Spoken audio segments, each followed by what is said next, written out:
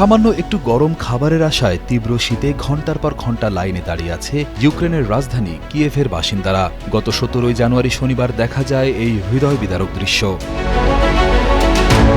বিদ্যুতের অভাবে পুরো শহর প্রায় অন্ধকারে ডুবে আছে, আর হিটিং সিস্টেম বা ঘর গরম রাখার যন্ত্রগুলো অকেজো। এই চরম সংকটের মুহূর্তে ক্ষুধার্ত ও শীতে কাতর মানুষগুলোর একমাত্র ভরসা হয়ে দাঁড়িয়েছে স্বেচ্ছাসেবী সংস্থা ওয়ার্ল্ড সেন্ট্রাল কিচেন।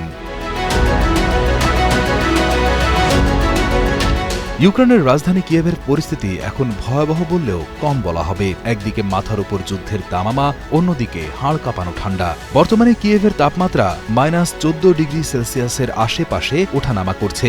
এমন তীব্র শীতে যেখানে ঘরের বাইরে বের হওয়াই বিপজ্জনক, সেখানে শত শত মানুষ ঘণ্টার পর ঘণ্টা লাইনে দাঁড়িয়ে আছেন কেবল একটু গরম খাবারের আশায়।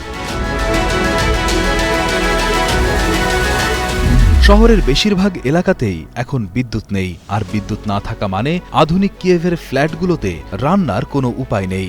৬৬ বছর বয়সী ভ্যালেন্তিনা কিরিয়াকোভা তার ছোট নাতনিকে নিয়ে লাইনে দাঁড়িয়েছিলেন।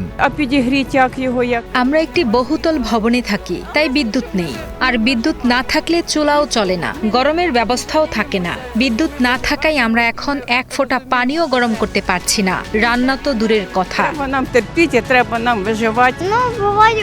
কখনো কখনো আমি বাসার ভেতরে একটি সোয়েটার পরি, কখনো 2টি সোয়েটার পরি, আর যখন তাতেও ঠান্ডা লাগে তখন কোট পরে নেই।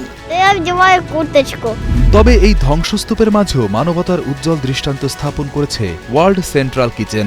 জেনারেটর চালিয়ে হাজারো বাধা পেরিয়ে স্বেচ্ছাসেবীরা প্রায় 550 জনের জন্য গরম খাবার রান্না করেছেন। সেই খাবার তারা পৌঁছে দিচ্ছেন শহরের সেই সব এলাকায় যেখানে মানুষ সবচেয়ে বেশি কষ্টে আছে।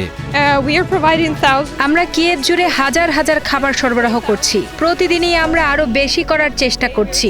সবচেয়ে গুরুত্বপূর্ণ যেসব জায়গা বেশি ক্ষতিগ্রস্ত, সেসব এলাকার চাহিদা চিহ্নিত করে সেখানে খাবার পৌঁছে দেওয়া। দেশের এই চরম জ্বালানি সংকট নিয়ে উদ্বেগ প্রকাশ করেছেন ইউক্রেনের প্রেসিডেন্ট ভলোদিমির জেলেনস্কি। তিনি জানিয়েছেন, রাশিয়ার ক্রমাগত বিমান হামলায় দেশটির বিদ্যুৎ উৎপাদন ব্যবস্থা মারাত্মকভাবে ক্ষতিগ্রস্ত হয়েছে। বর্তমানে চাহিদার মাত্র 60% বিদ্যুৎ সরবরাহ করা সম্ভব হচ্ছে। এই ঘাটতি পূরণের জন্য প্রেসিডেন্ট জেলেনস্কি দ্রুত গতিতে বিদেশ থেকে বিদ্যুৎ এবং অতিরিক্ত পাওয়ার ইকুইপমেন্ট আমদানির নির্দেশ দিয়েছেন। প্রকৃতিও যেন এবার কিয়েভের মানুষের পরীক্ষা নিচ্ছে। যুদ্ধের আঘাতের সঙ্গে যোগ হয়েছে অস্বাভাবিক কম তাপমাত্রা। এই তীব্র শীত এবং বিদ্যুৎহীনতা মিলিয়ে কিয়েভবাসীর জীবন এখন এক কঠিন অস্তিত্ব রক্ষার লড়াইয়ে পরিণত হয়েছে।